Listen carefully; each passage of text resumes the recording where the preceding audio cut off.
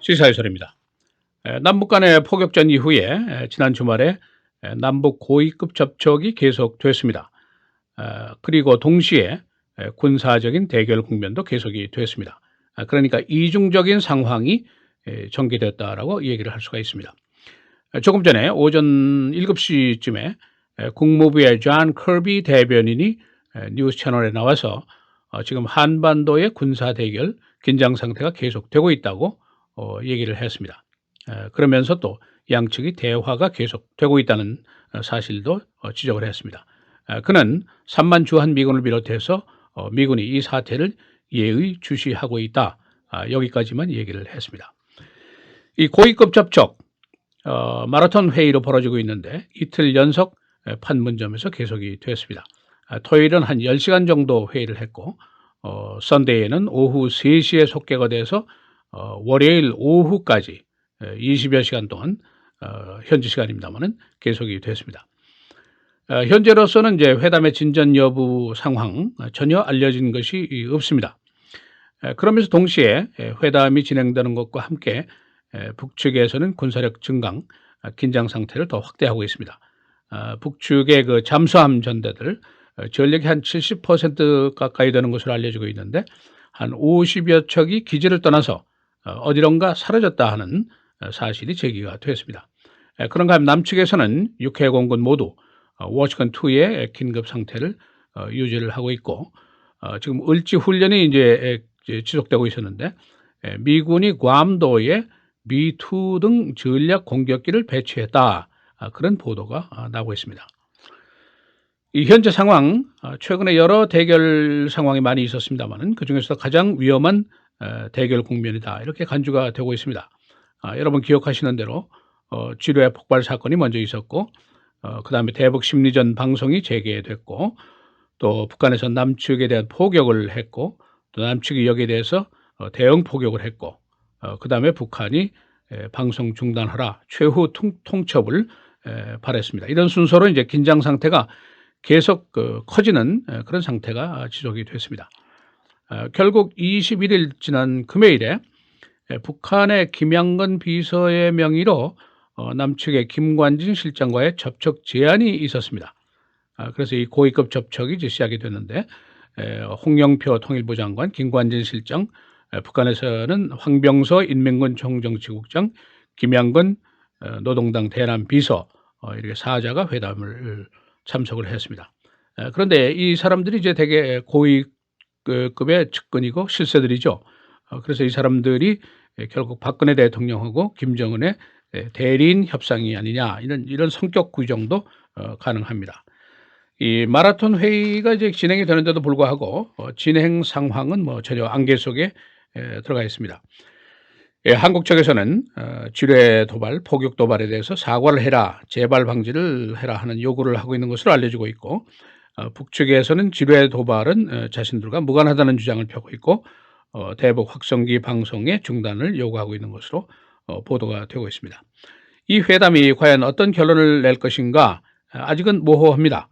지금까지 뭐 여러 가지 연평도 사건 등 여러 사건이 있었습니다만은 회담을 하고 대화를 했지만은 확실한 결론 없이 우물우물 넘어가고 다시 잠재적인 긴장 상태로 되돌아가는 그런 하나의 패턴이 계속되어 왔는데 다시 이런 패턴이 또 이어질지도 모른다 그런 예상도 가능합니다. 양측이 지금 전시체제로 돌입을 했다는 얘기인데 긴장 상태 또 북한의 최후 통첩 이런 와중에서도 북한이 대화를 제의했다는 사실 그 배경이 무엇인가 이것도 사실은 모호합니다.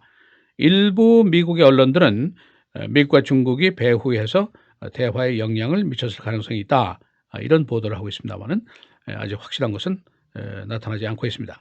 한국 언론들은 이런 견해를 가지고 있습니다.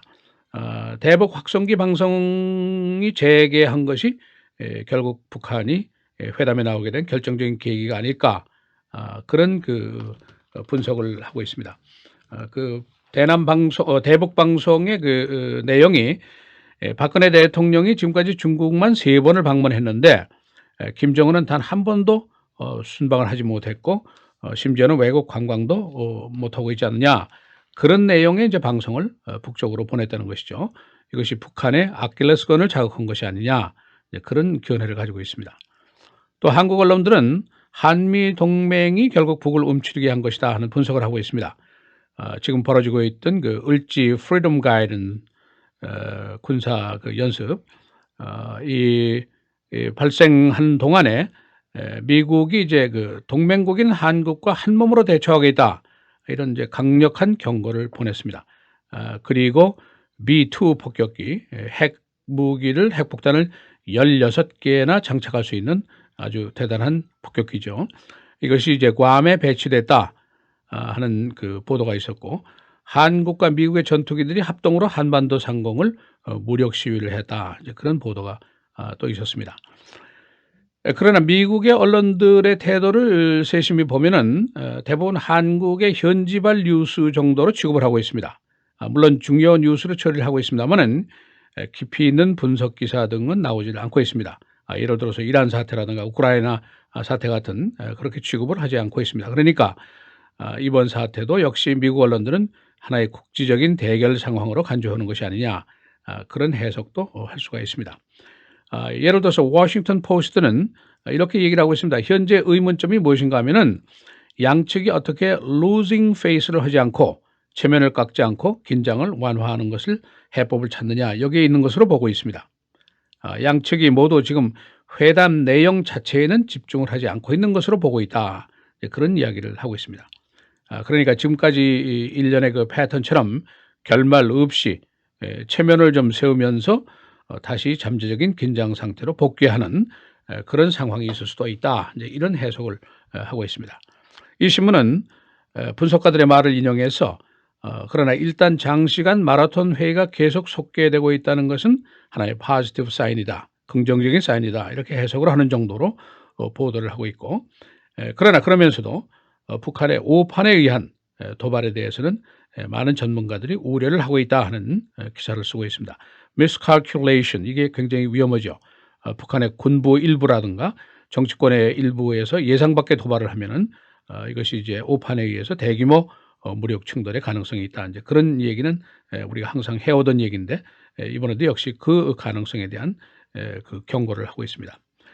이 한국 언론들은 한국과 미국의 군수나들이 이번 사태를 협의했다는 사실을 보도하고 있고, B2, B-52 등 전략무기 배치가 있을 것이다 하는 보도도 하고 있습니다.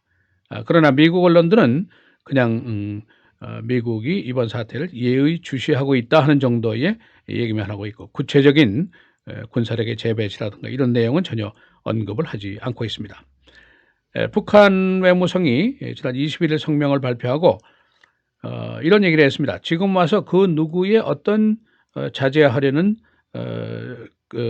시도가 있지만은 지금 정세 관리에는 도움을 줄 수 없다, 이렇게 얘기를 했는데 이것이 결국 이제 중국을 겨냥한 비판이 아니겠느냐, 이렇게 해석이 되죠. 그러면서 동시에 중국이 역시 이 북한에 대해서 대화를 하라는 압력을 행사한 것으로 사실을 엿보게 할 수 있는 그런 대목입니다. 중국은 이제 다음 달 3일에 전승절 행사가 있죠. 박근혜 대통령이 초청이 됐고 이제 대규모 경축 사절들이 이제 오게 되는데, 이런 이제 대행사를 앞두고 한반도에서 긴장이 있는 것을 전혀 원하지 않고 있겠죠. 그래서 이제 한미 군 당국은 회담이 혹시 결렬돼서 악화된다든가 아니면은 북한이 추가 도발을 한다든가 이런 것을 지금 대비를 하고 있는 것으로 알려지고 있습니다. 그래서 동시 다발 교전에 대비를 하고 있다, 이제 이런 용어들을 쓰고 있습니다. 지금까지 미국에서는 그 국지적인 도발이 있을 경우에 한국에서 정보 감시 정도의 그 정보를 주는 지원을 했습니다만, 이번에는 타격 전력도 동원하는 체제까지 가고 있다. 그러니까 평년보다 다른 케이스보다는 훨씬 더 긴밀한 대처를 하고 있다는 것으로 일반 전문가들이 그 이해를 하고 있습니다. 시사해설 김정일입니다.